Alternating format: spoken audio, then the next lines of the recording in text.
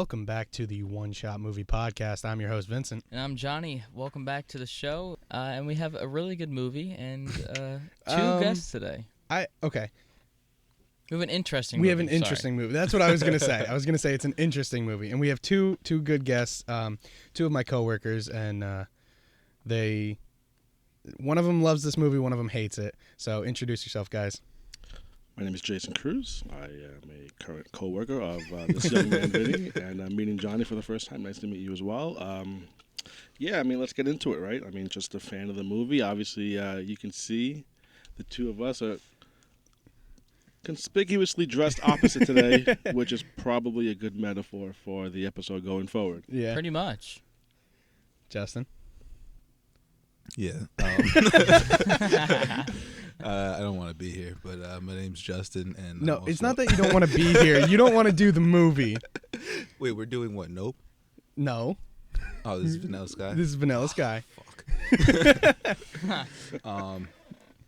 Yeah, I don't know. All summer, these two have been going back and forth against this movie. Like, just back and forth. Justin hates it. Jason loves it. And it's literally just been an ongoing joke all summer when I was working. It was so funny. But as you can tell, we're doing Vanilla Sky. It came out in 2001. It came out December 10th, 2001, with a runtime of 2 hours and 16 minutes. And the genre is a thriller/romance, and the movie is rated R. Yeah. I thought you were going to say something. I don't know. There's not really much else to say. This is, for me, I'm not a huge fan of this movie. This is... So I don't have a ton to say about it. The thing is, it's for some reason, it's difficult. It's like it was difficult to take notes on, difficult to kind of... Because the thing is, it was difficult to take notes on because if you looked away for 1 second, you missed something big. I know. I would agree. So that's why I feel like this movie was one of those movies that you need to watch multiple times, similar to Interstellar or Inception. Yeah. I feel like it's one of those kind of films where I've never seen either of those actually. Both. I actually haven't seen Inception, but Interstellar is one of those where you blink and you miss the entire story. Yeah. So I feel like this is kind of one of those movies where you just need to watch it a few times to fully understand it. And I've only seen this once now. So. Yeah, I watched it last night, and I was very confused through a majority of the movie, which I think it was meant to be that way. Yeah, I felt the same. But also it was I was trying to take notes, and I don't want to pause, take notes, because I usually do it while I'm watching it. I didn't take notes during the entire movie because I needed to just keep watching. Exactly. I was so confused. But I was very confused. I'm curious if either of you actually understood the whole movie. Did you get the whole plot? Yeah. We were talking outside. Yeah. You seemed pretty confused with the movie. So I understood it. I think I understand it. Well, I got it at the end, of course. Well, yeah, that's how I understood it. So what is the plot? Can you read it for us? So we have a plot written down here, but it doesn't nearly do it justice because it's a little bit of a mind fuck of a movie. It really is. So the plot for this movie is Vanilla Sky, the story of a young New York City publishing magnate who finds himself on an unexpected roller coaster ride of romance, comedy, suspicion, love, sex, and dreams in a mind-bending search for his soul. I feel like that doesn't say anything about this actual movie. No. Okay, they have roller coaster, which, this movie is all over the place. Yeah, this movie is all over the place. I feel like it doesn't tell anything about the actual story. Yeah, even the trailer. So I was telling my roommate about it, and he watched the trailer and he was like, "Okay, it looks it kind of looks good-ish in the trailer." But what I told him happens in the movie because he wasn't gonna watch it. Yeah. So what I told him goes on in the movie. He was like, very, very different. Which I mean, of course, they do that in trailers and everything. Exactly. But nowadays they tell you everything that's gonna happen in the movie in the trailer. So. Most of the time, unless it's Marvel. But figured we bring it up now because it's coming. It's coming up in the cast list. So yeah, that is true. So Jay. Let's get into it. Okay, so what did you think of this plot? Right off the bat, I mean, just you guys, this is the movie podcast, is it not? So I mean, right Yes, off the it bat, is. let's dive into it. Right off the bat, what did you two think of the opening and no opening credits, which is usually unusual for a movie? I thought it was very confusing, the actual opening. Yeah.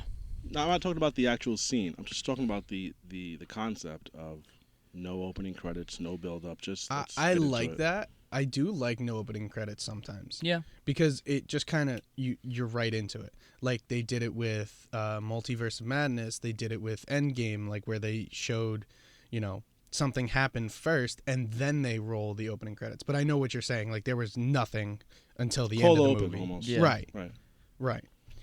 I did really enjoy it.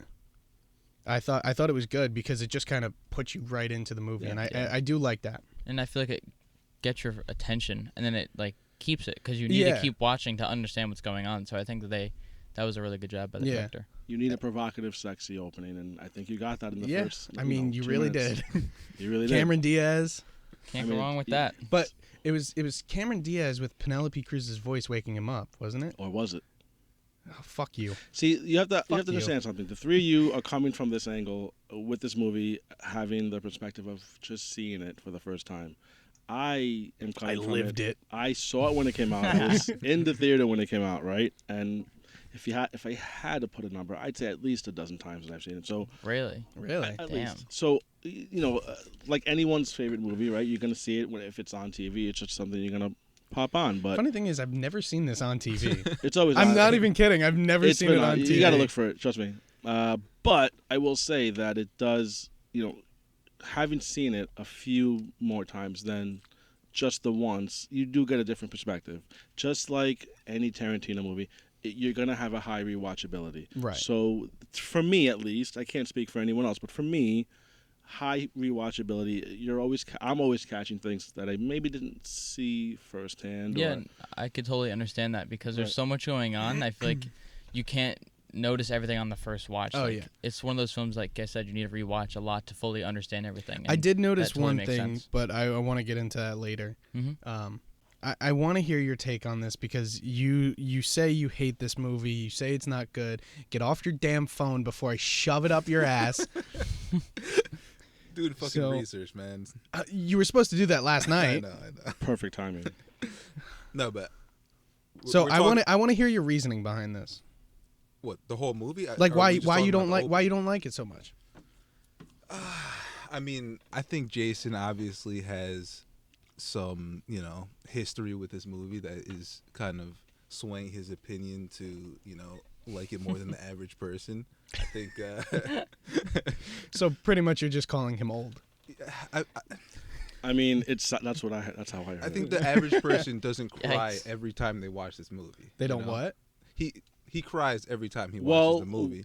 Talk about burying the lead here. I'm sorry. I don't think I could cry watching this movie just I don't because I think was so so fucking confused So, for okay. literally an hour and 45 minutes of the movie, and then the last 15 I actually Like, understood it. oh, yeah, okay, it's like, yeah. oh, that makes sense. Yeah. Pretty First much. of all, no, don't cry every time. Okay.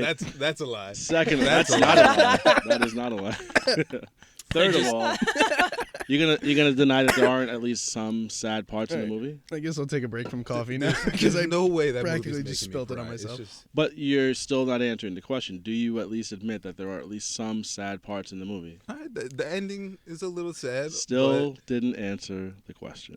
Yes or no? I think there are. I think there I is, think yeah. there are a couple. Yeah. Yes, Okay, yes, so then- Okay. Okay, so then the next layer of that would be maybe watch it at least one more time so that you can fully grasp what's really going on, decision making, important choices that are made in life versus, how his life could have swayed elsewise had he Not gotten in the car. Right, exactly. So I mean, when you see that and then you sort of take all that in, Right. maybe you have a different perspective. Maybe you just hate the movie as much as Justin did and can't even see that. See, Yeah. the thing is, I don't hate it.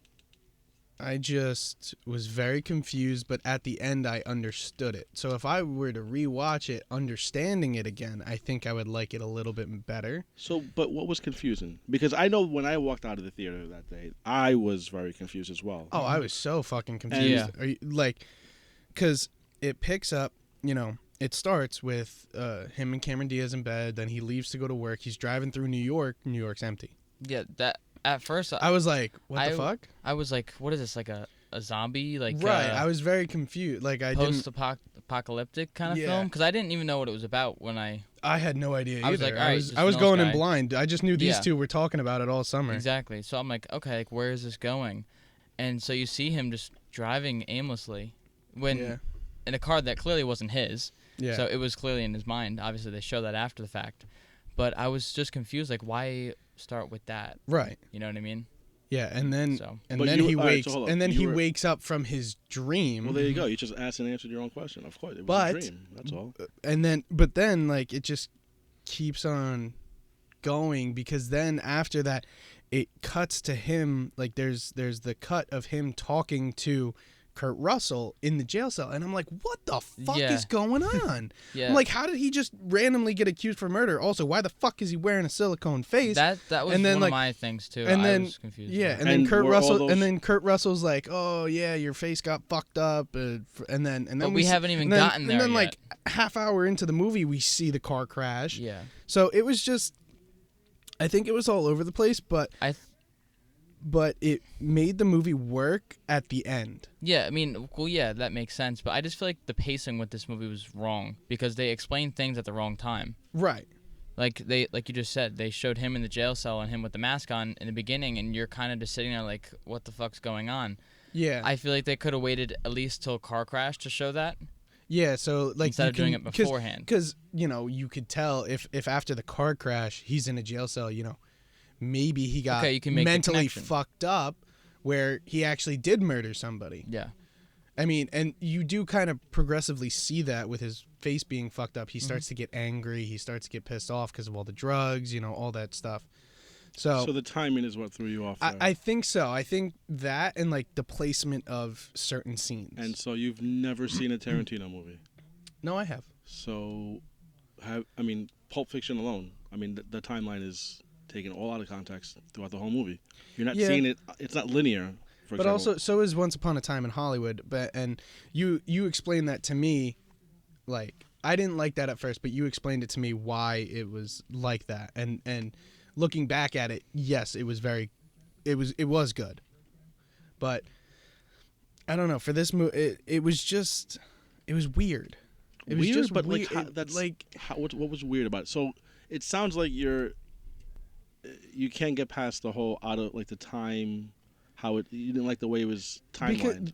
Just watching it in the moment made it confusing. Yeah, that's the thing. Like the timing thing, that's very big in movies. Like, yes, Quentin Tarantino, I know what you're saying with that. He's a great director and everything. But for this one, it was just, I don't know. It was just a little too all over the place. That's how I feel. And like, I'm sitting here watching a 2-hour movie and I'm confused for an hour and 50 minutes. Like, I get the story. What the hell? That's crazy to me. It was. I thought. For the most part, it was pretty straightforward what was going on. What confused you? How is it straightforward? Did you understand? Yes, I understood the end. You asked me this already. No, not the ending, because it sounds like you're more confused on what was going on in the beginning and the middle. I get it. So the beginning was practically, I guess, his real life, and then when he fell asleep on the sidewalk is when, we get that whole life. Change. Yeah. Right. But still, I feel like maybe after he fell asleep on the sidewalk, maybe that's when they go to the jail scene or something like that. But it was just like, I feel like the placement of certain scenes and certain things were just all out of place. I really do. I'm not saying this movie is terrible, because it's not. I did enjoy it, but I was confused pretty much the whole movie.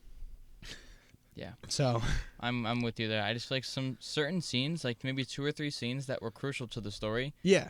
Needed to be like put his birthday party was very big. Yeah. But yeah, continue. I feel like just certain ones needed to be moved and put in different spots. Well, especially like the first jail scene with Kurt Russell. Yeah, I was like, how did we get there? Right. But obviously it explains it at the end, so I understand it now after watching it. But like, in the moment, you're confused as anything. Yeah, and I mean, I guess it drives the story forward too, because it's like, oh, how did he get here? Like, what happened? Like, what happened to his face? You know, how did he end up in jail? There's just so many questions. Right, and then he just goes back talking like normal, and then it flashbacks to him like working normally and doing all this stuff, and it's like, it's like, what the fuck is going on? But you don't appreciate like that sort of way of telling the story as opposed to the more traditional sense? I do. I always do like movies that do that, like it's a prisoner or something telling the story and then they flash back to that. But I think with this whole concept of cryogenically frozen, you know, stuff like that, prolonging life, I think it was a little too confusing. What's confusing about it? You've never watched a science fiction movie before. I have. You're not a Star Wars fan? Okay. Right? Okay, no. That's not what I'm saying.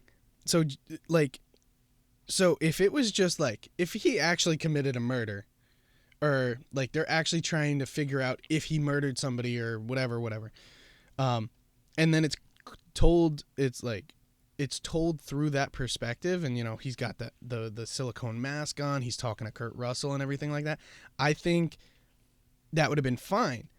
But the way that it kind of flips, and it just saying that all of it was lucid dreaming after he woke up on the sidewalk, like he was already frozen and it was all lucid dreaming, I just think that wasn't, it was very like, and they also don't tell you about the cryogenically well, I mean, they do when they first meet Penelope Cruz, but it's not like you don't think it's a big thing. You literally think it's just some little snippet thing that they just threw in there. Yeah. Yeah, they were showing a purpose. Right. Yeah. But which I can appreciate, but it just needed to be like pointed out more, I think. Yeah, I think it needed to just be repeated multiple times. Like, and yes, I know they did it. They did it the first time with Penelope Cruz at her apartment on the TV with the dog. And then once his face is fucked up, the dog's on Conan. Yeah. And then the last time, I think, was at the jail, where he's banging on the glass trying to get Kurt Russell to come back, and that's pretty much the end of the movie. Like that's like the whole like last 10 minutes of the movie. Yeah. They only show it 3 times, so it's like you don't think it's a huge part of the movie. Well, it's not meant to be. No, it's a huge part of the movie. Well, no, it is, but it's not meant to be sort of the only thing it's about. I mean, it's also about, you know, a guy who made bad decisions. It's also about a guy who thought he met someone that he was going to spend the rest of his life with, and he didn't. It's all about these things that sort of at one point in his life were going the right way, and then just one sort of bad decision sort of led to all of these other, you know, things that sort of just spiraled out of control for him. But before you know it, he's sort of borderline stalking her at the club and, you know, making sort of a mockery out of himself. Yeah. When all he was trying to do was just try to recapture like that sort of magic, if you want to call it that, like that they had that, you know, that first night. Right. But again, yes, like you were mentioning, it had they made a bigger point to say, hey, there's going to be this thing where maybe you can, you know, freeze yourself for 150 years. I mean, when you get to the point where it's more blatant like that, it sort of takes away from. That's true, and I wasn't really expecting that at the end. I was not at all. Like, I really could not have ever guessed that. I really don't think I could. About what? Like, the ending, like him being cryogenically frozen, him killing himself and being frozen, and like, I don't think I could have ever guessed that. Yeah. Because it was so subtle throughout the entire movie. I mean, they mentioned the dog, but like, but yeah, you don't think about it like that. You don't think it's like, oh, yeah, Tom Cruise is going to kill himself and then get cryogenically frozen and have this whole other life with glitches here and there, and you know, his Sophia turning into camp. I hated that. That scene was so fucking. I hated that. Talk about it. The one where they were having sex? The one towards the end. So towards the end, where like it's so like you see like there's a glitch in the lucid dream, and like he goes to jail for like beating the shit out of Cameron Diaz, and then he gets out. You know, Brian's there. Yada yada yada. Goes to Sophia's apartment. And it's all pictures of Cameron Diaz. It's all that, and then she just fucking kicks his ass. That was funny. And then like it was just it was very. But do you understand why that was happening? Like why he was seen? No, I was confused. Okay, well then that's why I'm here. Okay, guy who's seen it over 12 times, right? So when they explained that the guy who met him in the coffee shop was his tech support, right? He just thought that he was just some random guy trying to come on to him, but he was explaining to him, hey, we can see that you're having some problems with your dream and all that. Right. We need to correct it. He never got it corrected, so when you see what's her name, Tilda Swinton at the end of the movie, explaining how the subconscious can be a pretty crazy thing, a pretty strong thing for you. That, along with the problems that he's already having with the lucid dream, and then another layer of his feeling towards Sophia, all of that sort of came at a crescendo, and it just exploded at that one scene where you're talking about, where he's having sex with Penelope Cruz, and then it turns out it's going back and forth between her and Cameron Diaz. What's going on? As the viewer, you're just like, what is going on? This is crazy. Because she walks into the kitchen, and then Penelope Cruz walks out, and then they start having sex, and then it turns back to Cameron Diaz. It was that was what he purchased, that lucid dream, right? They did warn him. They did warn him that it was you could have some problems. Well, yeah, I understand that aspect, because they even said it. They said, yeah, unfortunately, you had a glitch in your system. It turned into a nightmare. Yeah, that's true. Yeah, and he's like, what the hell happened? Right. And then he's like, I remember. Like, he remembered everything. And he didn't kill. Exactly. He didn't kill either of them. Right. He didn't kill anybody. Exactly. That's why she actually did kill. Cameron Diaz actually did kill herself to fuck up his face. Exactly. But in at that exact moment when you're trying to figure out, did he kill Sophia? Did he kill this one? Yeah, I was like, who the fuck? I was like, who did he kill? I was confused with that too. Like, I didn't know. That's my biggest problem with the movie, though, right? Because like the whole movie, you're showing, since the beginning of the movie, you're showing these scenes with Kurt Russell. Right. They're the whole movie. They're just leading up to who did he kill, right? Like, you start getting that like halfway, like after like the scene where he's passed out or whatever. Like you start like realizing, oh shit, like the whole reveal of this movie is like, who did he kill? Right. They spent literally half the movie like in that dream sequence. You're trying to figure that out, and then the reveal at the end just he didn't kill nobody. Negates the entire lead up to the whole movie, and then just switches it into like this whole dream thing. So it's like you spend so much time on that part of the movie, like to like have it just go nowhere. It was just such a disappointment. I was like, just sitting there like, oh, so like he didn't kill anyone. He killed himself. Yeah, that's pretty much it. Well, I think some movies. I mean, you had mentioned Interstellar, Inception, both two wildly, insanely favorite movies of mine. One of the great things about movies like that is that it gets you talking afterwards. Yeah, hey, exactly. Wouldn't it be cool if ... See? And then into the conversation, right? Because I think that's sort of some of the great things about not all movies, but certain movies like Inception, Interstellar. Hey, wouldn't it be cool if? And in this sense, wouldn't it be cool if you could, just for argument's sake and for the sake of this conversation, pretend you never died and you just continued in an ageless state, and everything that is going on in your world is just it's your doing and you're happening. I mean, that's the sign of a movie that keeps people talking, get the conversation going. Wouldn't it be cool if? That's just one reason why I feel like the movie is such an intriguing movie for me. Well, I have to say, like, all this conversation that we had about this movie, and we actually never discussed that once. Like, you never brought up like, oh, well, because every time I'm trying to defend, the movie the whole time because you guys keep attacking it. That's your why. Big defense for the movie, but like at the end of the day, it's like that was barely explored. It was explored in the last scene of the movie, so like you really didn't think about that because the entire time you're thinking about like, did he murder someone, and then it switches to that at the end. So they don't even really explore that world. So you don't really. I don't know. For me, I didn't even really like. Here you go. Here's I think a good segue. Just from knowing you, I know that one of your favorite movies is Knives Out, right? Oh, it's a great movie. Exactly. Love that movie. So when you're watching that movie like that for the first time, Murder on the Orient Express, all these like whodunit movies, the first time around, you're trying to sort of pin on, could it be this person? Could it be that person? Right? Your brain is just so wrapped up in who could it be, right, that you're sort of, maybe you are, but maybe you aren't. But maybe you're missing out on certain other parts of the movie when you're just fixated. I'm not saying that's what you're doing, but in a movie like that, that's what gets done, right?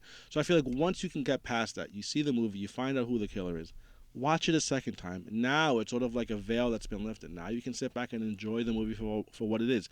Maybe you pick up on parts that you may have missed before, and that's what I feel maybe you could benefit. Maybe all three of you could benefit if you watch it. Sort of, okay, now you got past the weirdness. I didn't understand this part, this and that, whatever.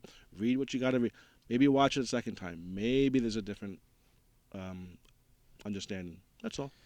That it's possible. Yeah. Yeah. No, I could agree with that. I feel like definitely I could gain from watching it again. Yeah. Because then you have a different perspective. You're not focused on, okay, like, did he actually kill anybody? Right. Because you're like, you pretty much what know what happens. So now you can kind of pay attention more so to everything else. Yeah, I would agree. Just a couple minutes I tried to rewatch it, like I did notice like some lines where I was like, oh, I didn't pick up that the first time. Yeah, like, and then you a little bit of foreshadowing. Then you pussed out and didn't watch it. Yeah, of course. Well, that's another great. That's, I mean, for me, one of the pluses is sort of the running dialogue that gets referenced throughout the movie. Red dress, strap your shoes. The saddest girl to hold a martini. Yeah. All those lines that get recycled throughout the movie. I mean, not that they're staples of the movie, but you sort of remember those scenes. Yeah, right. That's true. All right, well, we've been on this topic for a little too long, so we're going to jump into the cast now of this movie. Great cast, a lot of A-list actors, a lot. Definitely. We have Tom Cruise as David Aames, the main character. He's known for the Top Gun franchise, the Mission Impossible franchise, The Outsiders, and Risky Business. Do you have any other movies to add from him? Does Tom Cruise really need an explanation? No, but do you have any other movies? For him? Yeah. It's easy to point at the sort of big blockbuster movies. Right. I mean, I'm a big fan of the Mission Impossible franchises. They're great movies. It's easy to point and say, like, those are some of his, and they are. Right. But also, I also love movies like this, smaller roles, like Vanilla Sky, or even his role in Tropic Thunder. It's such a small role, but my God, he was in Tropic Thunder? Yes, he was. The Hollywood producer. These small roles where he's just like getting back to Magnolia, another great example where he's playing these smaller roles where he's just sort of getting back to his acting roots, not just the big, big ensemble cast and blockbuster. But no, I forgot about Tropic Thunder. I thought it was a good choice for a leading man for this movie. I thought. I would agree. And you have to understand, because at the time it's 2001, I believe. This is like Tom Cruise's like peak popularity. Oh yeah. So this was, I think, a great choice for their guy.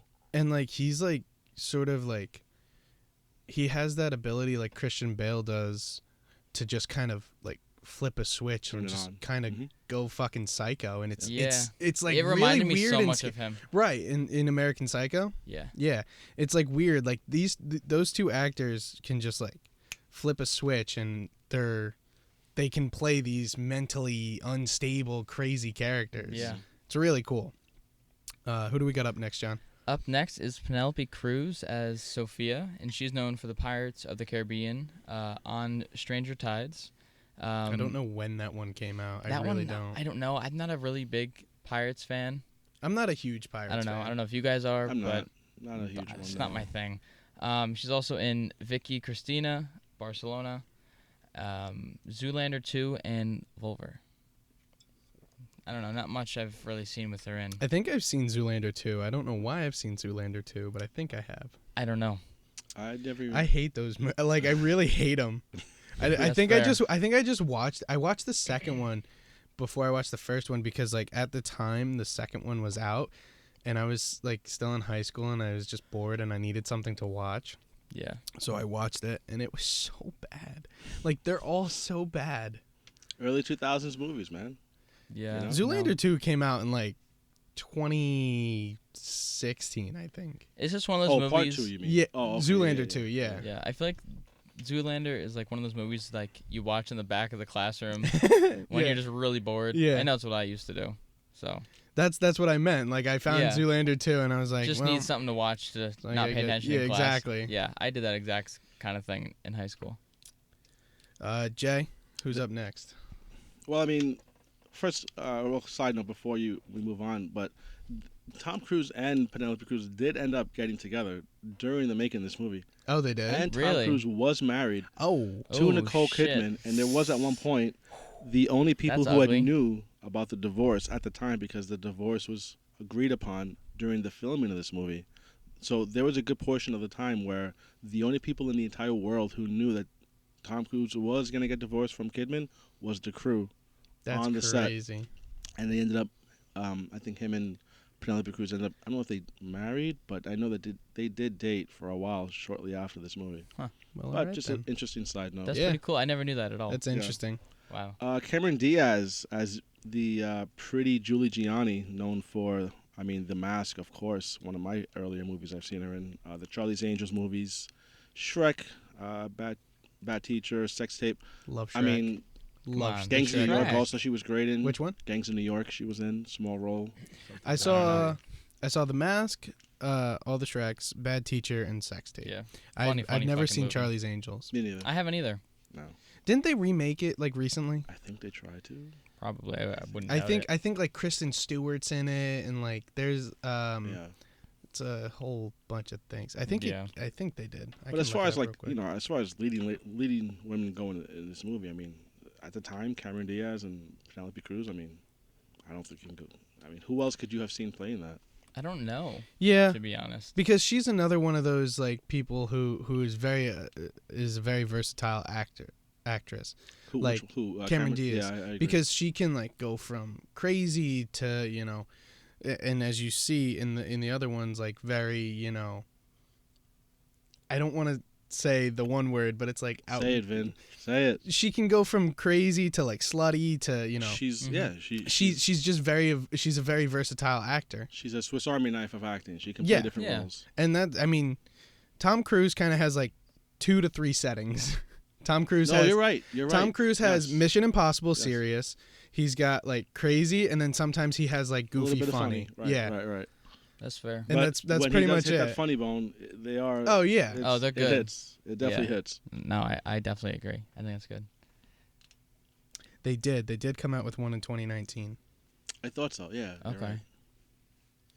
Gotcha. Yeah, it's Elizabeth Banks, Kristen Stewart, Ella Balinska, Naomi Scott, Drew Barrymore's in it too. Really? Patrick Stewart. Yeah. I don't know how well it did. Didn't do good. I'm gonna assume it didn't. Didn't do good. Just looked up the reviews a little bit. Mm-hmm. Not good. Justin, who do we got up next? Here, take it. Come on. So unprepared. Can't believe you. Coming on my podcast unprepared. Kurt Russell as McCabe, known for Furious 7, The Hateful Eight, Guardians of the Galaxy 2, The Christmas Chronicles, and Once Upon a Time in Hollywood. He was in Once Upon a Time. Yeah. Yeah, I saw that and I don't I don't remember it. He was in the scene with Brad Pitt when Brad Pitt is outside of the set. He's waiting for. Where he I think it's when was it when Leo he damages goes the into car? when Leo goes into his trailer. Okay. Brad Pitt is sitting outside of his trailer. I guess like as a guard. Right. And then Kurt Russell comes in. Hey, because if you remember, Kurt Russell's the wife is the director of the movie. Right. I forget what his role in the movie, but he does have that scene with Brad Oh Pitt. yeah, isn't Kurt Russell's like the almost like the trophy husband, right? Isn't he Right, like he's got like he's just very like pushed around kind of. Yeah, his wife is the one. Yeah, what yeah. the fuck did you do to my car? Yeah. Yeah. I remember that now. Mm-hmm. I like him in the Fast series. I never even knew he was in those. Yeah. I didn't either. I mean, I know him from so many other I things. didn't watch The besides. Fast. You didn't watch any of them? Maybe 1 or 2 of them. Lucky. Literally the first one for me, and that was it. Yeah, I don't know. Yeah. Just not I watched. big into that. Me neither. See, I watched from Fast 5 all the way up, and then I went back and I rewatched. Like, I still I'm gonna be completely honest. I still haven't seen the original, the first one. That's the only one I've seen. I've seen Too Fast, Too Furious. I've seen Tokyo Drift. I've seen It doesn't hold. Do yourself What? a favor. Don't. the first one. They all. Yeah, I don't know. I can't really take your. I can't take your it feels recommendations super anymore dated. because Nope was kind of mid. We're getting off track here. Yeah, we are. Yeah. We are. Anyway, But he was great in The Hateful Eight, I thought, Kurt Russell. Yeah, I remember. fantastic. I remember seeing Fantastic. Hateful Eight. the thing is, I've seen these movies like years ago, and it's very hard, especially with what we do here, because we watch 2 movies a week. Yeah, no, that's true. So it's just hard to re-jog the memory. Yeah. So anyway, who do we have up next? We have Jason Lee as Brian Shelby. He is known for the Alvin and the Chipmunks franchise. When I was writing that last night, I can't believe I actually can't believe I was writing franchise. Yeah, next to that. That's a little strange. Yeah. I saw him in this movie. I'm like, you were like, who is he from? Who is he? I'm like, I recognize him and I recognize his voice, and then I'm like, okay. You were just waiting to scream, Alvin. Yeah, I was like, okay, this is definitely what he's in. Yeah, I just you put it together after a few minutes. I'd feel remiss if I didn't mention there is one movie you don't have him on there for. You've never seen Mallrats? Mallrats? No, I haven't seen it either. When did it come out? Sometimes it sucks being the older guy in the room. It really does. I mean, that's one of the early movies I've known him for. I think it's 96 maybe. And just, it's... a few years before our time. Yeah. Yeah, earlier time, but I mean, a lot of familiar faces you would know. Shannon Doherty. I can't think of her name. It's Ben Affleck, but it's Kevin Smith, the director, so he has a lot of sort of the same actors that he likes to put in his, Jay and Silent Bob are in there, and these guys. So that's one of his earlier movies, at least I remember from. Gotcha. But yeah, Jason Lee's been around for a while. He's a good actor. He's also in My Name Is Earl, The Incredibles. Who does he play in The Incredibles? I can't think of it. Just take a wild guess. In The Incredibles? Take a wild guess. Dude, when I saw this last night, it blew my fucking mind. Is he one of, like, the main guys? Oh, yeah. He's not Mr. Incredible, is he? No. Is he the villain in the first one? He's Syndrome. He's Syndrome. Really? It blew my mind. That's wild to Not me. seeing the movie, I had a feeling he may have been. Dude, I always thought it was... I don't know why. I always thought it was T.J. Miller. They have a similar sort of cadence, do. Almost. Yeah. And, like... Seeing that, I'm like, holy fuck, he was in The Incredibles. He was Syndrome. I was like freaking out last night. He was also in Cop Out. I did enjoy Cop Out. Bruce Willis. Fuck, what's his name? Who's the other guy? Tracy Morgan? Tracy Morgan. Yeah. Cop Out's funny. It's very funny. And Stifler. They thought he was dead. The whole baseball card thing. That's all he wants is the card. It's like, come on, man. Yeah, that was good. Yeah. John? Up next, we have Tilda Swinton as Rebecca Dearborn, and she's known for the Narnia franchise, The Curious Case of Benjamin Button, The Grand Budapest Hotel, and Doctor Strange. Yeah. Who does she play in Doctor Strange again? Is she the ancient one? The ancient one? Yeah. Okay, that's what I thought. She has a shaved head, right? Yeah, that's what I thought. I was like, okay, I recognize her. I couldn't Big put it together Marvel at guy first. doesn't put it together. Yeah. It took me a minute, but she's great too. She's also a really good actress. Yeah, well, I agree. Does she actually have an accent in real life? I believe so. Yeah, because she did a very good job. Like the vocals on it. I don't want to misspeak. Maybe South African. Maybe like that would be my guess. But definitely, yeah, she has been around for a while. That's another one who's been. No, she's British. She's British. Yeah. Okay, there you go. Interesting. Close enough, right? And she was only in this movie for just one scene. Literally one scene. But again, good cast, right? Because you have all these big names, and it's just they're small roles. That's because I was okay, like, though. I was literally like, I was writing this last night, and I'm gonna bring you guys around by the end of this podcast. Well, I was doing the script like I was filling all these characters in before watching it, and I was like, well, I don't know who I should put in, who I shouldn't. Like, I don't know who's in the movie for the longest time, and then now thinking about it, Tilda Swinton was in it for a scene. It was like, well, I mean, I guess still it was a pretty important scene. Yeah, and now look how big these people are that we mentioned here. So it's okay to mention them. Exactly. So you're talking about a movie that was over 20 years ago too. Yeah. So. And like our next character, they're huge now. Exactly. Huge. So I mean, I don't even think the show was on during this time when it came out. But not even. Johnny I don't even know how to say his last name. Johnny Galecki Yeah. as Peter Brown. Again, another small role in the movie, but now known for The Big Bang Theory, but back then very known for National Lampoon's Christmas Vacation. Yeah. Of course, we all my dad told me about that. He was like one time around Christmas time he was we were Where's watching Russ? it. We were watching it and he goes, "You know who that is?" I go, "No." He goes, "That's Leonard from Big Bang Theory." And I get closer to the TV and I'm like, "Holy shit!" Yeah, it's Leonard. Yeah, you can put it together after a while, but like, who would have thought though? Yeah, you know what I mean? That's I wild would have to me. never. Yeah, no, it's it's again another great movie he's in. Hancock, Dog's Journey. I saw Hancock, but not A Dog's Journey. But funny thing is, I literally watched Hancock 2 days ago before writing this. Oh, really? And I've never seen it. For a second when I was writing this, I was like, when the fuck? I was like, oh yeah, he is in it. I was like, yeah, that's right. Yeah, that's funny. So I mean, all great. This guy is huge now. Oh my God, yeah, I know. He doesn't need to act.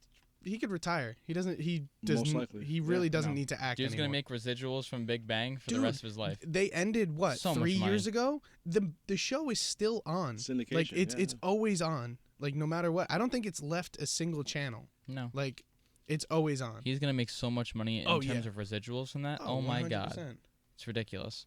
But we have our last character up here. This is kind of a big name nowadays. Yeah. Again, not huge at the time. God damn, Justin. But fast forward a couple years. Big name. I was waiting for this person's appearance in this film, and then I'm like, there he is. Yeah. So well, I was waiting for for some reason I was waiting for a big like kind of thing for him to come in, and then it was just subtle. And I was just like, waiting for the beard. Yeah, I know. And but who is it? Who is it, Justin? It's Michael Shannon as Aaron, known for Man of Steel, Knives Out, The Shape of Water, the upcoming Flash movie, Batman vs Superman: Dawn of Justice. Yeah. Yeah, he was the cop in the movie. Yeah. Haven't seen Batman v Superman. Saw Man of Steel. Yeah, he hates saw Batman. Knives Out. So he was also in Boardwalk Empire, HBO. Never heard of it. Oh my God! Again, oldest guy in the room here. Jesus. My God. Check out a little show on HBO called Boardwalk Empire. He was on Jay was around when those bricks were still out when you had to put them in the. No, in his defense, it's not that he had old the of a crank show. cameras. No, he's a good actor, Michael Shannon. Yeah, he really is. No, he's cool. I like him a lot. There's one movie that I'm not gonna say that he was in because this man has not seen it yet. So I'm not saying anything. If maybe you two have seen it, but I can't say anything because it's a big reveal in this movie. Is it a movie that I should have seen already? It's a movie I've been telling you to watch. Oh, okay. So it's Bullet. Yeah. Yeah. Okay. Gotcha. It's fucking dude. Bullet Train is so funny. It was great. It's on the list. Yeah. It's oh my my God, list. it's so I know. good. I've been meaning to Brad watch Pitt it. is fucking hilarious. That's in Justin Sky. Yeah. He's a big Brad Pitt guy. Well, we love just we did Ocean's 11. Yeah. Ocean's 11 should be out. Yeah. Oh, really? Yeah, it's definitely Yeah. out by now. One of my favorites. I think that's coming out as of this recording. I think this Monday. Yeah. Is coming Monday. So I'm not lazy. I gotta get that done. Yeah, so do I. You have all the videos, right? Yeah, I gotta get that started. Yeah. But yeah, that's our cast. Do we like the cast? Is there anybody that we would want to recast? I honestly think this cast was fantastic. I wouldn't really do. I wouldn't change it. I wouldn't change Kurt Russell. I wouldn't change Tom Cruise. I wouldn't change Penelope Cruz. I wouldn't change any of them. Yeah. Even Jason Lee was great. I would agree. I would say he would probably be my only choice for a recast. Yeah. Who would you put? Again, I don't. I just feel like he was a little bit too eccentric. Maybe a little bit too spotlighty in some of his scenes. But I don't know. Maybe it's just me. I don't I just think didn't so. I didn't see the chemistry with him and Tom Cruise. Yeah. I didn't see the chemistry with Penelope Cruz and Tom. Justin, What? you didn't see chemistry in anything in this movie. How did you not see the chemistry between Tom Cruise and Oh, Penelope? I There thought was they so were much good. chemistry. Literally, Yeah. they literally got hooked up at the end of the movie because there was so much chemistry. Yeah. I don't know. I just felt like the acting in this movie in general was kind of a letdown. I don't know. Really? How? I thought it could have been better. I enjoyed the acting in this movie. I thought it was really pretty did. good, I I'm thought gonna it was be honest. great. Yeah. I know that when he had first, before we had agreed to come on to this, and I had made him watch it on his own. Right. One of the first remarks he had about it was that he didn't like the writing and that the acting was off for him. The writing was fine and the acting was fine. Not. I like the plot of the movie. Oh, right. Let's sit back and enjoy this. Where's the popcorn?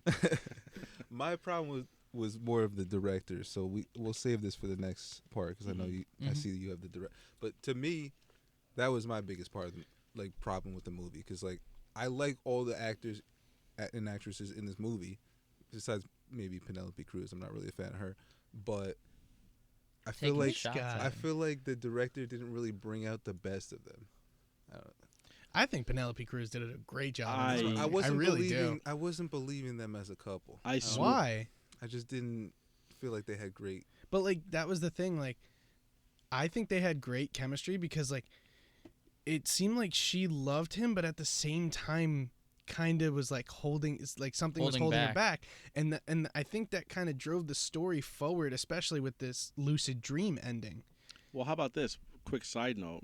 Prepare to have your mind blown. Do you know that the movie is a remake of an older movie, correct? Really? Really? It's called Open Your Eyes. It would have been a better name than this one. Open Your Eyes. And Penelope Cruz played the same character in the movie. Oh, really? Yeah. That's pretty cool. That's cool. Right. I never knew that. Now, why did they change? Why did they change the title? And do you know why legal it's called, reasons? Do you know why it's called Vanilla Sky? Because they only mentioned that if, once. If it's because of the fucking painting, I'm gonna lose my shit. It is because of the painting. Yeah, but I don't get why though. Well, you have to look up the artist and why, but it has to do with the artist and the painting and how, Tom Cruise's David Aames, his character, his mother was a huge fan of. So you have to understand, a lot of the movie was, if you remember that one line in the movie where they said, you sort of sculpted the dream out of the iconography of your life, meaning an album cover that once moved you, the Bob Dylan album. Yeah, I did see that. Yeah, I did. I picked up on that because I was like, they're walking in the snow and the cars are different. They I was showed you exactly that. Right, and then it identical. transitioned into right. Yeah, so now cool. same thing with the sky and how his mother was a huge fan of the painting and how it would look the way the artist would paint it. So when he met Penelope Cruz at the on the rooftop at the end of the movie, how did the sky look? Exactly how he remembered his mother loved it. Again, his whole dream was sculpted out of what his upbringing was and how his childhood was coming up. So that's why they say it was sculpted by the iconography of his life, how he grew up. Again, things that maybe you don't really catch at first time. You catch later. Yeah, that's really cool. I guess then I give props to the director, Cameron Crowe. I think huge director. A lot of details that he hit the nail on the head. I think he did really well. He's had a lot of movies in the past. I mean, him and Tom Cruise worked on Jerry Maguire. I mean, huge. Yeah. Come on. Yeah, they were also. We're too young for that movie. Yeah, he also directed Almost Famous, and we bought a zoo. That's what Damon? Matt Damon. It's a very family friendly. I never saw it. I never either. I know Almost Famous is a good movie. Yeah, I've seen the We Bought a Zoo. I know that's a Jerry Maguire. I mean, I know it's a little older before your time, but I mean, at the time it was huge. I bet. Cuba Gooding Jr. All these marquee names. Yeah, but at the time, again, huge movie. Yeah, he also wrote Fast Times at Ridgemont High. Didn't know that. Aloha, and then the Fast Times TV show. So, I've never seen Fast Times at Ridgemont High, I haven't seen but I'm an 80s kid, and even I haven't seen it. But I know about the main character Spicoli because Sean Penn. When I was working at the bar, there was a kid who's one of my better friends now, and my boss would always call him Spicoli because he had the long blonde hair, like very skinny, and he was like a little out there, but like he was still physically there. Yeah. And every time we would just call him Spicoli. But for this movie, there's not much in terms of visual effects. I know for most movies we have a lot, but for this one, there's not really much. There's like 3 scenes, if most. Yeah. There's maybe a few transitions in some of the montages that they do that look kind of cool. Like they added the opening something. scene. There's the flashing of different scenes. He's seeing a bunch of different stuff. But I mean, besides that, that's pretty much it. I mean, there's the the desk board at the end. Yeah. Where it's showing that was very good for a 2001 movie. 2001, right? That's really good. That was really well done. The ending was CGI was where he jumps off the building. Yeah. CGI was. It wasn't terrible. I don't think it was terrible. No, but it was just. It was like. It was 2001. Well, there was a lot to that scene, right? Because of the last scene and what you see behind him. But I know that at the time, when I was in the theater, because I told you I saw it when it came out. People walked out of the, even though it was the ending. So you have to understand that movie came out months after 9/11. Yeah. Months when they finally agreed to allow movies to be shown back again in theaters. Right. That was a really strong scene, and a lot of people walked out of theaters. It was reported that they were walking out because they, at the time CGI had looked so good, and it's a little too hit a little too soon. Home, right, too soon, sort of thing. Right. That's fair.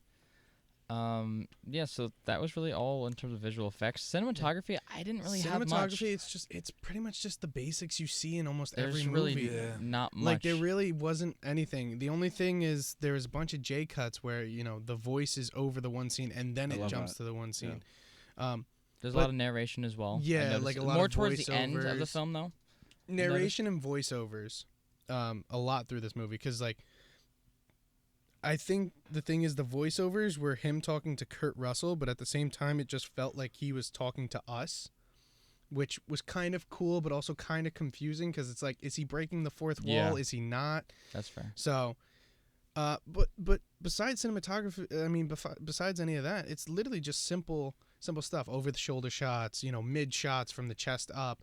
Yeah, it's simple stuff. There's a couple like cool one at the end they do the 180 or 360 shot of them hugging, and then the opening scene in Times Square. That was shot really well because they show the car in the middle of the street, and the camera just maybe it was on a dolly or something. It just follows. I liked the shot of him running down New York in the opening. I thought that was cool. If I remember, I think they had said that they had only a small window, maybe 2 hours on an early Sunday morning. Yeah, when they shot I bet. And that would have been because they can't shut down all of Times Square. That's hard, right? Man. Yeah. So. Yeah, but I mean, besides that, it was just pretty much simple stuff. It left a little to be desired, in my opinion. I felt for cinematography, you wish there was more different kind of style shots. Yeah, it would have made the movie more interesting. Yeah, I could agree. I could see that. But it was okay. There wasn't anything necessarily bad, but like you said, I feel like there could have been a little bit more. To it. So. I think so too. I think there could have been a little bit more going on. Music, the soundtrack was fantastic. Was pretty good. I liked it. Fantastic. Yeah, I enjoyed it. One song that I had noted was "Good Vibrations." Yeah, of course. Great song. Yeah, Beach Boys in there, of course. Great song. Yeah, really. I think I remember the Beach Boys. Mm-hmm. Yeah, and I also thought good timing of the songs too. The songs come up at really poignant times in the movie where it's really expands sort of some of the scenes, the scene you're talking about when he's having sex, with both. You don't know if it's Cameron Diaz or what. The sort of music playing there. It's sort of it sort of goes really well. It was with very the scene. Not eerie, but yeah, I can hear it in my head. Right. But yeah. Like I said, I thought a lot of the music was used at really good points in the movie. Oh yeah, I mean the music did a great job of doing its job. Yeah. Which is to help portray the story, not to tell the story itself. And it did. It really did. I would agree. Music is a big part of movies. Yeah, no doubt. It was fucking the Snyder Cut. Yeah. That's the one where the music was just so bad and so out of place. Not much to Literally, say. we watched the Snyder Cut and we reviewed it with one of my buddies. And he was like, so didn't you love it? And I would go, no, it was fucking dog shit. Terrible. It was so bad. Yeah, that was a really rough movie to watch. And Snyder Cut was terrible. Well, I watched your guys' episode on the Batman, and the music and the score in that. Oh my god! Fantastic. Man. Yeah, fantastic. That is unbelievable. I don't really have a problem with Batman anymore. I just have a problem with the Warner Brothers DC. That's pretty much fair. my problem now. That's fair. But I want to take a minute and just mention that we have merch for you guys. Yeah. Not I know needed, we're but appreciated. Very needed. Jumping off of Vanilla Sky for a second, but we have some new merch. We've mentioned it in the last couple episodes. You guys can go to oneshotmoviepodcast.com. Yes. Check it out. We have phone cases, shirts. I know we don't have them on today, but we have shirts, sweatshirts, and a bunch of other things. We do have our phone cases, though. Yeah. And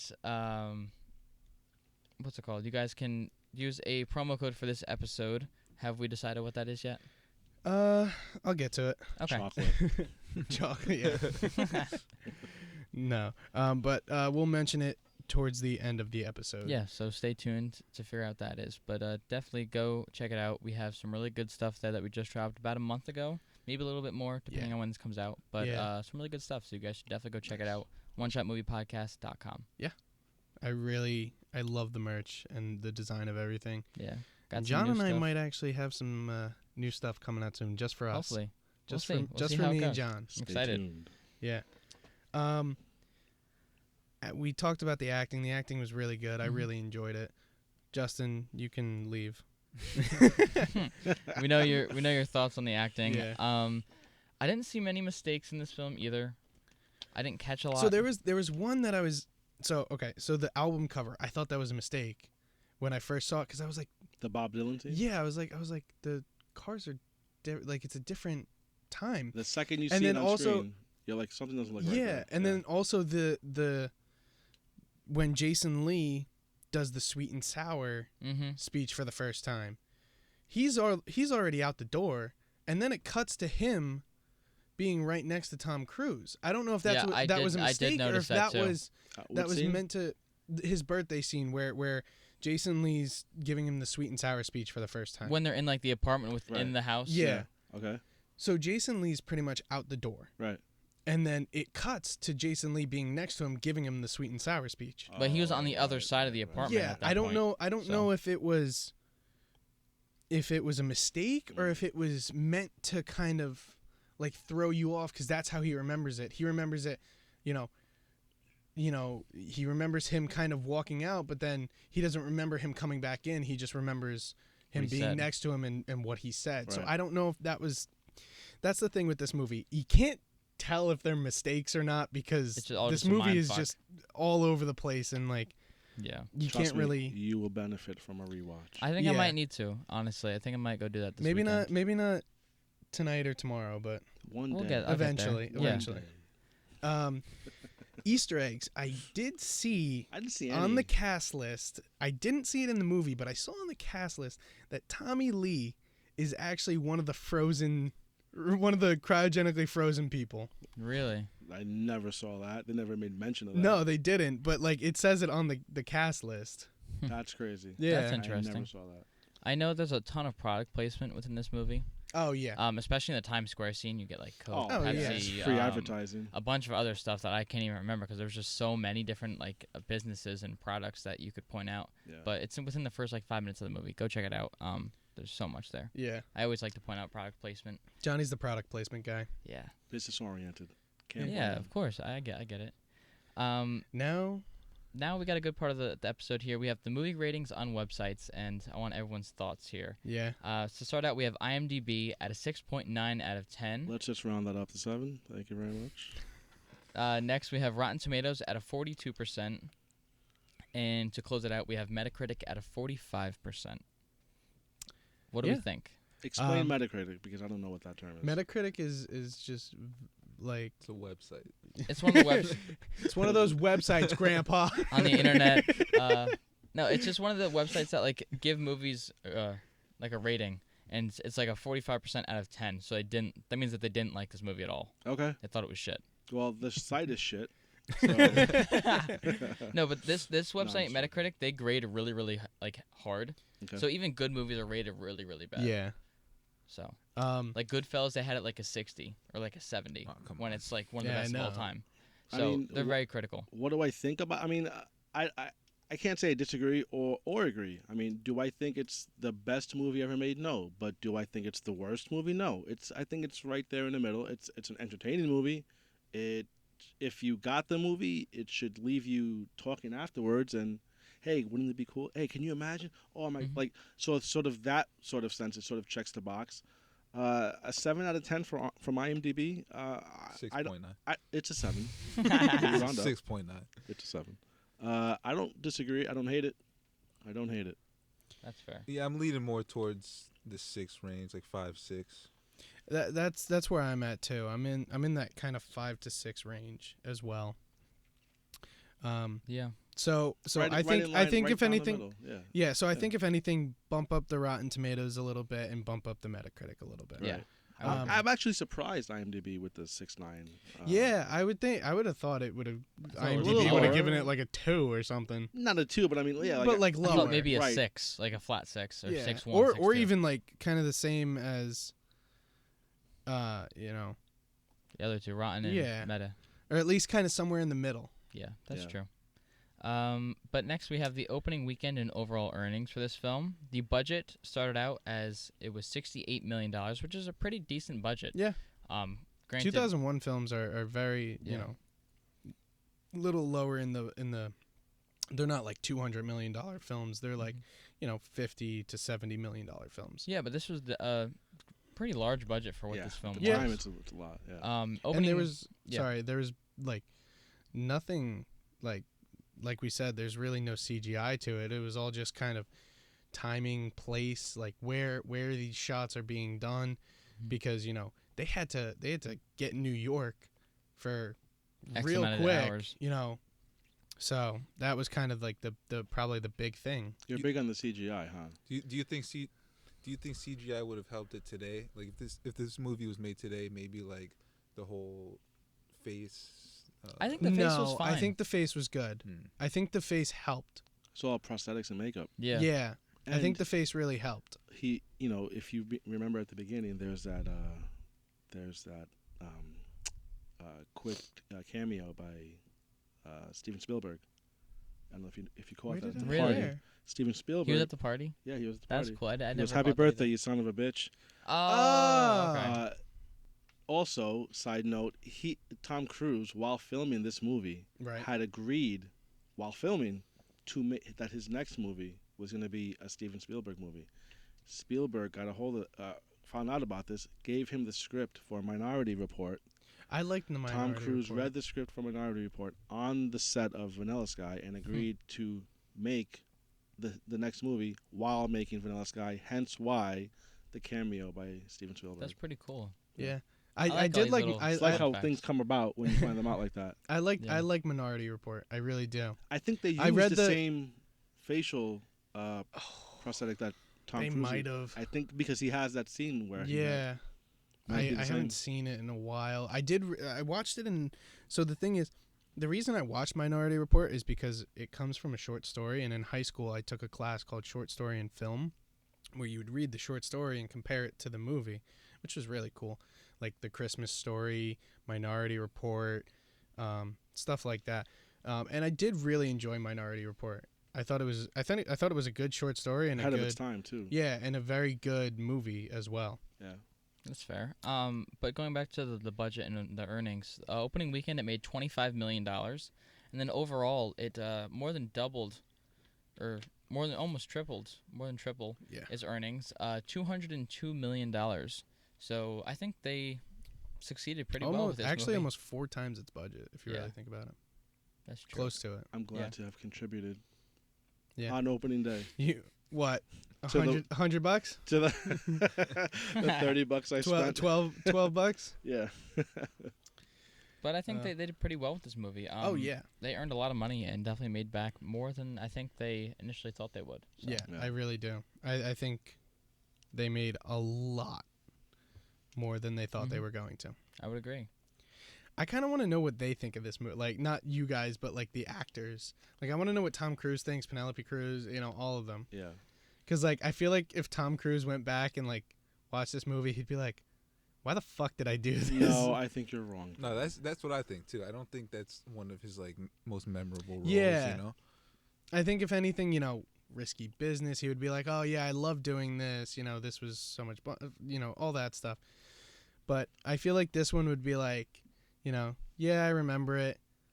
It like, and that was pretty much it. Like, that was my thing with the acting, because like you guys are saying you love the acting, But but like, I don't think any of those actors or actresses in this movie would go back and be like, oh yeah, that was my best performance. No, I don't think. No, they would but I say think the that, acting was great.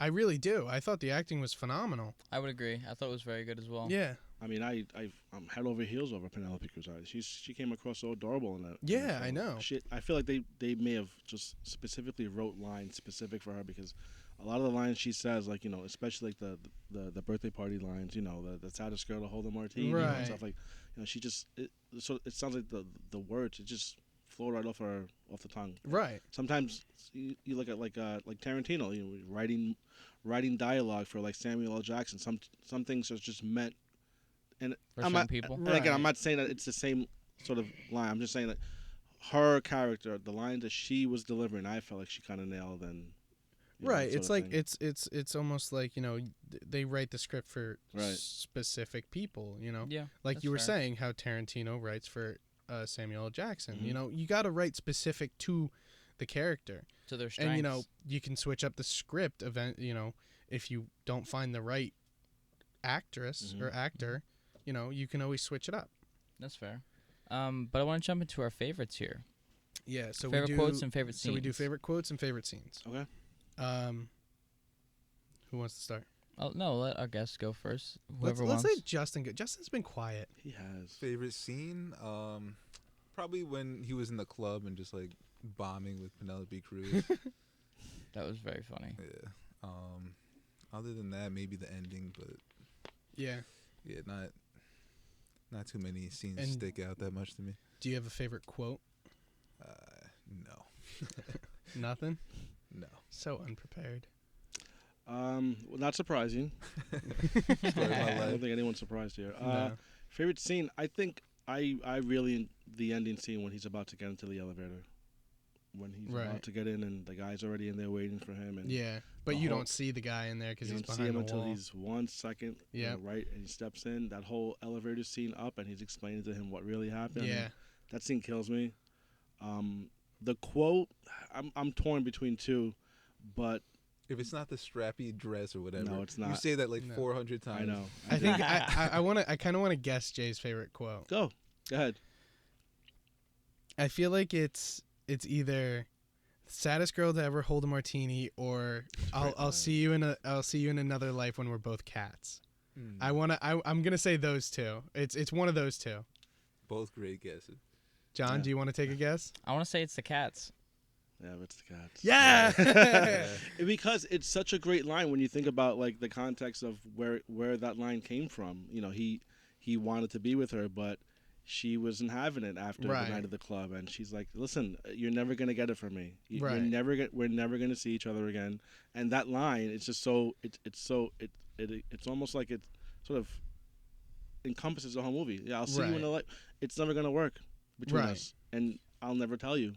I have to say that there was some good quotes. Like there's a lot. I feel like that, and like you'll never appreciate the sweet without the sour. I mean, that's a great not just a great movie line, but that's a metaphor for life. Yeah. And that was my favorite quote. You know, I mean, sweet and sour. Sweet without the sour. That's what that's why, like I was saying about rewatching it. Mm-hmm. You know, this movie came out when I was 20. I saw this movie when I was 20 years old. So not having that much sour, so to speak, in my life. What was my biggest complaint when you're 20? You know, the girl you're interested in doesn't like you. I mean, you don't have that much life experience. Versus fast forward, say maybe a few years. Now you're on your own, and you know you have some more life experience. So now you can appreciate the sweet because you've gone through the sour. So that line also hits too. But for the movie itself, overall, I think the whole another life when we're both cats line is it was very good. Also, I do have, before John and I say our favorites, I have one. So when he was running after the bar scene, when he was running down the street trying to chase Brian, and so did Brian and no, they never hooked up. That was just in his mind. That was just in his head. If you remember, that's why I'm saying rewatch the movie, because all those scenes when Brian, it's just so fast. Well, also because it's in black and white too. It's right? Like, why is it in black and white? It's because it's in Tom Cruise's head. That's what he's believing. He's imagining that happening. Okay. He thought that they were hooking up because he did bring her to his birthday party. Right. They had met prior to him bringing her. And then Penelope Cruz runs down the street, and then Brian hauls ass down the street. And then you see them embrace, and they hold, and they hug, and they kiss. So that's what he. And if you look, that scene, the scenes of Tom Cruise running, color. The scenes of Penelope Brian, Cruz kissing, it's black and white. Right. Yeah. I was thinking that too. I was just happen? very confused on that because I did see that It sounds little, like yeah. little point Listen, too. I was the same way because I saw the black and white and I was like, did it happen? Did it not happen? Exactly. I'm very confused. That's how I was. I was too. very confused walking out of the theater when I did see it. We Yeah. both were. We're like, what did we just watch? But also, we're kind of intrigued. Like, what? Right. There was something there. Like, it wasn't just a some sort of B-C movie. Like, there was some good plot lines and so on. Right. So I was invested. It just when you don't fully grasp what's going on, you're like, okay. It's easy to just be dismissive and be like, it sucked. But Right. That's true. you look into it, and you're like, oh, I get that now. I see it. Yeah.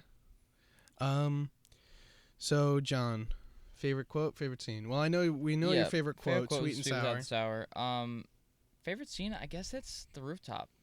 That rooftop scene. The whole yeah. rooftop It's cool. scene. Yeah. I mean, I didn't overly love this movie. I thought it was okay. Like, I'm around that 6-ish area with this film, so I didn't really I'm in 5-6-ish But area. I thought that scene was good. It was a good tie to the film. Yeah. So that's it for me. So my favorite scene is just that whole ending. From once he figures out he wants to wake up, all the way till he jumps off the roof. Yeah. I love that whole part. And the elevator scene, like you were saying, I love when movies do that. Yeah. I love it when they literally unravel everything. And the reason I think I loved that scene so much was because I finally understood the fucking movie. Yeah. I was like, I get it now. That's when they put the bow on it. It's Yeah. the whole bow. They wrap it all up beautifully. Wrap it up, Tie tie with a bow. Yeah, wrap it up, tie with a bow. That's what we say. But it's good. We seem to all agree that we all have that one of the best scenes in that movie is was the ending. The Yeah. ending, Yeah. Well, everybody actually finally understood it. Yeah. At that Yeah, point, so it makes sense. If people can make it to the end, that's the real thing. That's the struggle. Yeah. That's true. And then my favorite quote is the one Tom Cruise says at the end. I want to live a real life. I don't want to dream any longer. That was pretty cool. I love like that. line. I really did. It was good. Yeah, it's a good line. Yeah. Now it's time for our final ratings on this movie. Do you know how we rate them? I do, but you're gonna have to bring me up to speed again. All right, so we rate them on 3 different scales: acting, plot, and overall. Right. Okay, that's right. Yes. So give us your rankings out of 10. Yes. For the acting, Yes. I mean, it was not a complaint of mine. So I mean, I'll give it an 8. Okay. I mean, Yeah. it's early 2000s. I mean, maybe there's some kind of moments there where you're like, whatever. But overall, I think an 8. Okay. Now plot. Plot. Yeah. 10. I mean that 10. the story of That's big. That's this, bold. okay, maybe That's maybe bold. 9. That's very Maybe bold. 9. Maybe a 9 just Okay. for clarity. But I mean, I'm not watching this movie for the acting. I'm not watching it for the soundtrack. All things I love, The story. but not watching it. I'm watching it because of the story and the plot. And the plot had me invested from the second it started. Okay. Yeah. And then overall, what would you give this movie? All right, this See, is here's where where I, it's this is where I difficult. come under fire because I'm going to hear about this at work. So, being how much I brag about it and how much I do love it, I'm torn between a 7 and an 8. So I want to say maybe 7.5. Okay. That's fair. I thought you were coming 9 and 10. No, That's no, what I no, thought I'm you were not. gonna say. Listen, I'm not So- that jaded. I love it, but I don't love it that much. All right. Justin, I know. Well, I think we all know what you're first- gonna give it. First of all, how do you give your favorite movie of all time a 7.5? Never That's said your favorite movie, a 7? Never said it was all time, but it is one of them. But again, for I need a baseline. Okay. I can't say Okay. 10. But you can have a favorite movie and give it Still, a shitty pretty rating. average rating Right. because it's all perception, as they say in this movie. Right. It's how you see it. It's what right. did they say? Kurt Russell says something about human perception, the mind, the cerebral cortex. He says something about fucking the brain. He's the cerebral cortex is a powerful thing. It's all about your own perception. Yeah, the subconscious is a powerful thing. Yes, they said. thank you. You know, it's Yeah. it is. It's true. So, Yeah. Fuck What you, are your Justin. ratings? What do we got? Fuck off. Yeah, so the acting to me wasn't the best. I know you guys disagree, but I wasn't really that much of a fan. Yes, I like Tom Cruise as an actor, but in this movie, I thought there could have been more brought out.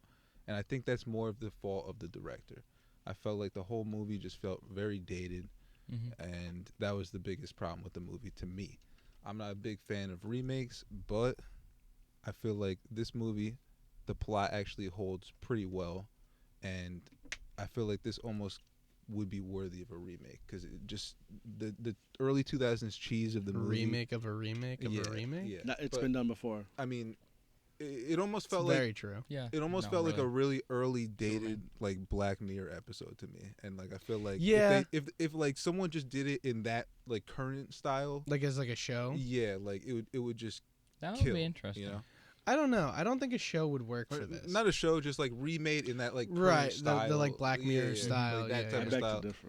I feel like it'd be a lot better. I think a show could do really well. You think? Well, think about all the things that you were complaining about when we first sat down about how you wish that they would have dived into more about like the dreams part of it and all that. That could be episode upon episode upon episode. Yeah, that's true. But I feel like it would have to be like a limited series, if anything. Yeah, I mean, it would just have to be like a one-time limited series. Like HBO picks it up. Oh my HBO God, or even Netflix. I mean, I feel like Netflix would do it. Do like a 3-parter, like an hour each or something. Yeah, like that. Or like even not even a 3-parter. Cut them into half-hour. Well. Yeah, whatever. They'll figure it out. All in for a Vanilla Sky show. And then Netflix, give us a call. They could even follow up and like see how he deals with the real world now, because you cut it off. They cut the movie off at like the most interesting part. Right when he opens his fucking eye, I was I literally saw that and I was like, I was actually like I wanted to see more. I was looking at the time of when I started the movie and like I saw how much time like was left and I was like. Look at the best part, like, and I saw him open his eye. I was like, "There's got to be more." And then the fucking credits roll. I'm like, "Motherfucker!" All of our favorite scenes was that end scene, and how cool is it? He's on the roof and he's telling, "Listen, I'm in love with you. You're dead. You're dead." And it's 150 years later. Yeah. And what'd she say? Again, perfect line because it's her. It's a problem. Yeah. Funny, but also cute. Yeah. But you could really dive into. What happens when he woke up? If they ever did a part 2, which I don't know if they, but if they did, he finds Sophia's what happened? It's 150 years later. Great granddaughter of the right of Sophia. Yeah. Oh boy. So yeah, what are your rankings here? Acting just like 4. Okay. Plot, I like the plot. That was the strongest thing to me, so I'd say probably I'll give it maybe like a 7, 8. Okay. So overall, I'd say like a 6. Not bad. All right. For me, acting I liked. I thought they were actually pretty good. I'll give it like a 7 on the acting. The plot, the actual story itself was good, but I feel like there was timing. For like certain scenes need to be moved in different spots. I agree with you on so that. I would consider that under the plot of the story. Oh really? If you're considering that, I might have to change it then, because I was talking more about like just the story. Like okay, so yeah, I'll affect my overall rating then. Yeah. So for plot, I think it's strong. So I'll go with a 7. Yeah. So I got 7 and 7, and then overall, gonna win slots. Gonna go all 7s. I'm gonna give it a 5 overall. Oh. Because I was so confused up until that last 15 minutes. Yeah. So that's very true. I just think things needed to be moved. Mm-hmm. But so, I did like this movie. It just wasn't it was good enough to give it a good rating. You know what I mean? But it's also good because now, I was curious to get sort of the younger generations, Yeah. How by the way, how old are you? You're 21. Yeah, so you're more or less the same age that I was. So when I was, when I watched it, so it's interesting to get different age groups' opinion on such a hot and cold movie. Right, right. No, but I think I definitely need to go back and rewatch it, and that maybe will bring my score up more in the future. Yeah. So acting, I'm going to give it an 8. I really love the actors in this. They did a great job. Tom Cruise flipping the switch into being like that kind of psycho character was really cool. When he was tying her up. Yeah. Right? 4 times really means something. Yeah. even in the first scene in the jail when he's sitting on the table, you can see he's missing things. Like jumping up and down. Yeah. Yeah. I did notice that. Plot, I'm going to give it a 7.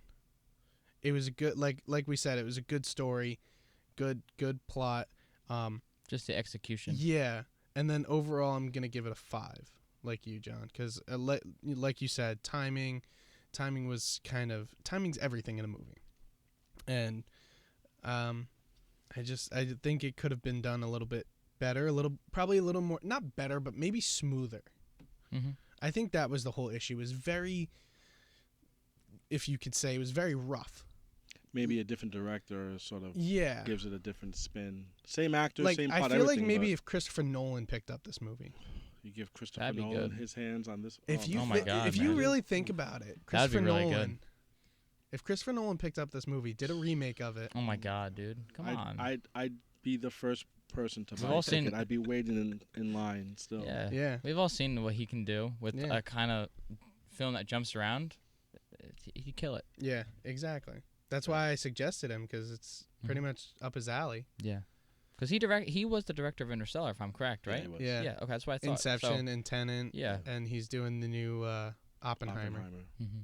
So yeah, I think that would be good. Yeah. But that really wraps it up. Thank you guys so much for being on with us. Yeah. Thank you for having me. It was a great time. So if you're new here, make sure you click that subscribe button and hit that like button. Also, if you're listening, there's a lot of things you can do to help support us. There are donations. Any little bit helps. Help support us. Yeah, and you can also give us like a star rating. You can give us 5 stars. Ratings, reviews help tremendously. If you like a certain part of an episode, let us know and like a review. Yeah, you can tweet us at One Shot Movie Pod on Twitter. You can DM us on Instagram at One Shot Movie Podcast Official. Follow us on TikTok, which is One Shot Movie Podcast. Facebook, One Shot Movie Podcast. We have a whole Facebook page. Are there any social medias that I'm missing, John? I don't think so. All right. And the discount code for the merch at oneshotmoviepodcast.com is going to be vanilla. And that'll give you 15% off your order. Yeah. So definitely go check it out. Like we said, we have all new stuff that we just dropped about like a month and a half ago. Yeah. It's I love it. These guys actually have been supporters of the merch since day one, drop. Honestly. Unfortunately, they have the older style. We replaced all that with the newer style, but I mean, they supported us when we were small. Yeah, exactly. When we were just starting up. But like we said, that wraps it up, ties it with a bow. Thank you guys so much for being here. I know you guys have wanted to do this movie for a while. No, he has. This is like a wet talking about Vanilla Sky for an hour and a half. That's his dream. It's fantastic. Yeah. I mean, it was great. It was good to see you guys again, and it was actually really fun to have you guys on. Get back to the office, man. No, I'm not going back to work there. Thank you again. Well, John, take it away. Well, that's a wrap. You're now tuned in to the One Shot Podcast hosted by Vincent and Jonny. This show contains movie spoilers, R-rated content, and Hollywood's hottest takes on movies old and new. Listen at your own risk.